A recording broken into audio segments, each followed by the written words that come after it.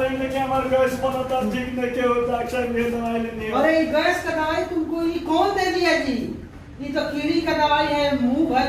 कौन तुमको ये गैस का दवाई दे दिया? डॉक्टर भगवान हमारे को धरती के बारे में जानना चाहिए डॉक्टर। अरे ठीक है, घबराओ मत। मैं गैस का दवाई तुमको कहिया से गैस तुम्हारा बन रहा है? अरे डॉक्टर साहब बेचू ट्रामा सेंटर सब हार गया, और जांच कराए हैं।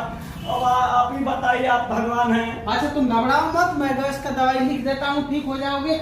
एक्सरसाइज किया करो, गैस के लिए एक्सरसाइज होता है, और खान पान का भी सब पर ध्यान रखोगे तब जाके तुम्हारा गैस ठीक होगा। उल्टा सीधा खाना खाओगे, दवाई कितना हो खाओगे, ठीक नहीं होगा। अच्छा ठीक साहब, भगवान आप तो मिल गए। अरे हम भगवान नहीं है, हम डॉक्टर हैं। हम लोग मेडिकल साइंस पर काम करते हैं, रिसर्च करके उसमें जो चीज आती है उसको लिखते हैं। गैस बनने का कोई न कोई कारण है तुम्हारा, उस कारण का हम दवाई देंगे और ठीक हो जाएगा। इसमें कोई भगवान और ना कोई रोल नहीं है, ना कोई मतलब है। मैं